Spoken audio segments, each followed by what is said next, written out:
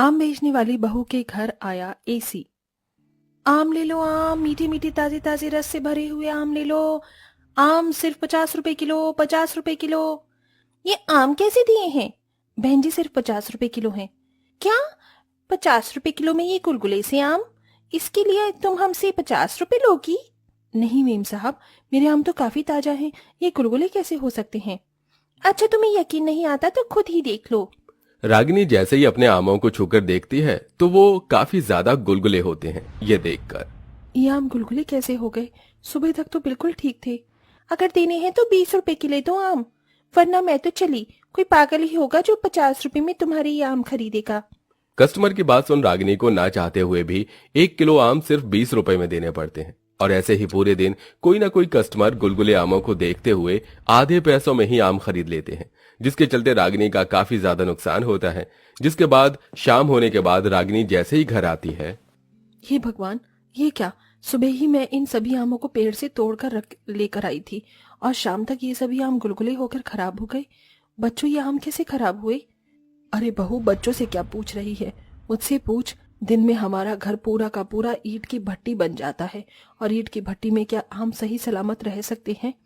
माँ जी, अगर गर्मी में यूं ही रही तो सारे आम खराब हो जाएंगे, तो मैं बेचूंगी क्या? माँ, आप एक काम क्यों नहीं करती? आप इन सभी आमों को ठंडे पानी के मटके में डाल दो, उसकी ठंडक की वजह से ये आम खराब नहीं होंगी। रूही की बात सुन रागिनी उन बचे हुए आमों को ठंडे पानी के मटके में डाल देती है, ये सोच कर कि अब तो उसके खराब होने से बच जाएंगे। लेकिन रागिनी सुबह जैसे ही मटका खोलकर देखती है तो गर्मी की वजह से मटके के अंदर भी सारे आम खराब हो जाते हैं। हे भगवान, फिर से इतने सारे आम खराब हो गए। रागिनी, अब हम कर ही क्या सकते हैं सिवाय इन आमों को खराब होता देख। मैं अपने आम के बगीचों में आम इस तरह खराब होता हुआ नहीं देख सकती। मैं इन्हें अपनी देखकर इसलिए नहीं सींचा था कि मैं इन्हें खराब होता देख सकूं। तो हम और कर ही क्या सकते हैं? इस गर्मी से तो हम नहीं लड़ सकते ना।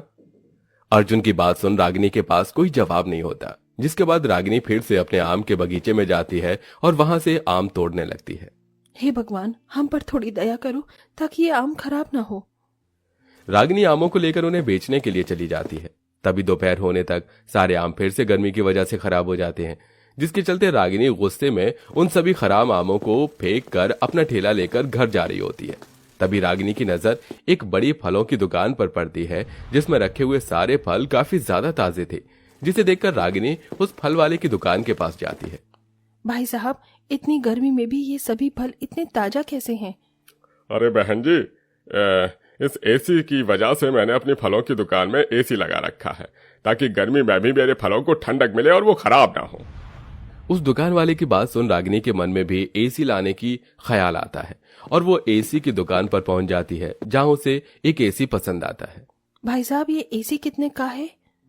बहन जी, सिर्फ 25,000 का है। क्या? 25,000 रुपए का? मैं तो अगर सारी जिंदगी भी मेहनत मजदूरी करूं तो भी इतना महंगा एसी नहीं खरीद सकती। रागिनी उदास होकर वहां से जाने लगती है कि तभी वो एसी वाला कहता है, अरे रुकिए बहन जी, आप एसी को आसानी से खरीद सकती हैं। वो कैसे भाई साहब? मेरे पास तो इतने पैसे नहीं है।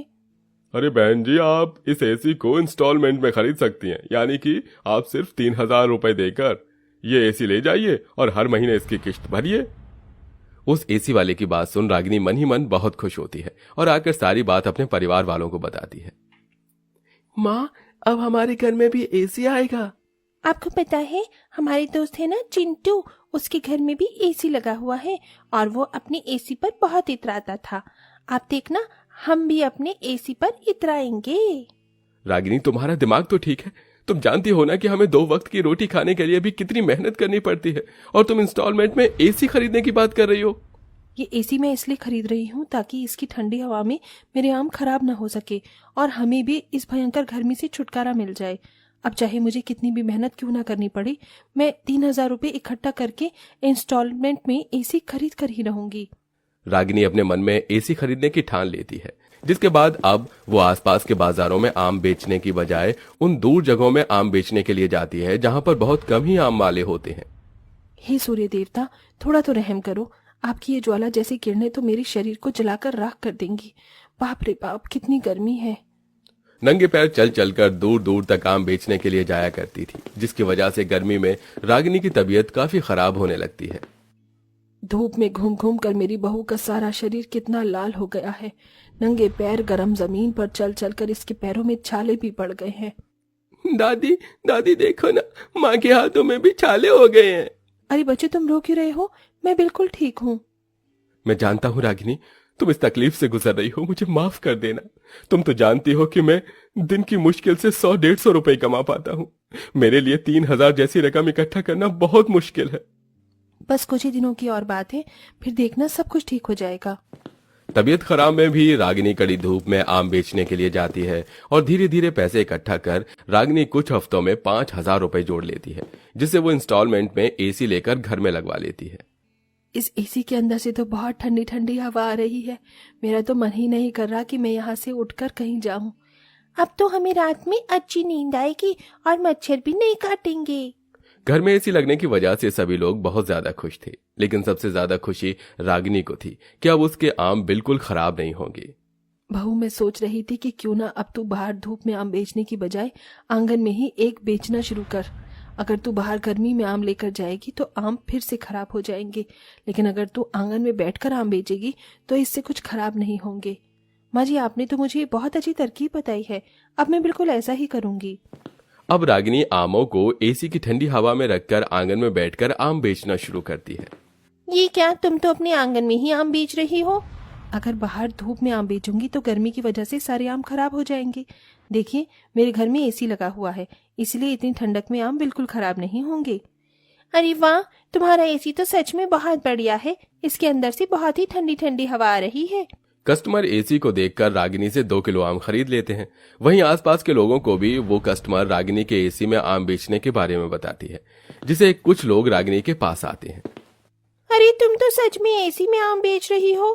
अरे आप लोगों को तो बहुत पसीना आ रहा है। एक काम करिए, आप यहाँ बैठिए, मैं आपके लिए ठंडे ठंडे आम काट कर लाती हूँ। रागिनी उन कस्टमर्स को एसी की ठंडी हवा में बिठाकर उन्हें आम काट कर उसके ऊपर मसाला डालकर उन्हें खाने के लिए देती है। एसी की ठंडी ठंडी हवा में ठंडा ठंडा आम खाकर उन सभी कस्टमर्स को बहुत मजा आता है, जिसके बाद अब वो सभी कस्टमर रागिनी से 2-3 किलो आम खरीद लेते हैं, जिससे पहले दिन ही रागिनी की काफी अच्छी कमाई होती है। देखा माँ जी, एसी की वजह से आज कितने लोगों ने मुझसे कितने सारे आम खरीदे। इतने सारे आम तो मैंने पूरे महीने भर भी नहीं बेच पाई, और साथ ही साथ मेरे आम भी नहीं खराब हुए। रागिनी के एसी में आम बेचने की वजह से अब धीरे धीरे रागिनी के कस्टमर बढ़ते जा रहे थे। अरे ये तुम इतनी धूप में कहाँ जा रही हो? बच्चों को मैंगो शेक पीना था, इसीलिए आम लेने के लिए जा रही हूँ। अगर तुम्हें आम ही खरीदने हैं तो तुम रागिनी से खरीदो। पता है, वो एसी में आम बेचती है और जो भी उससे आम खरीदने के लिए जाता है तो वो उसे एसी की ठंडी हवा में बिठाकर आम भी खिलाती है। क्या तुम सच कह रही हो?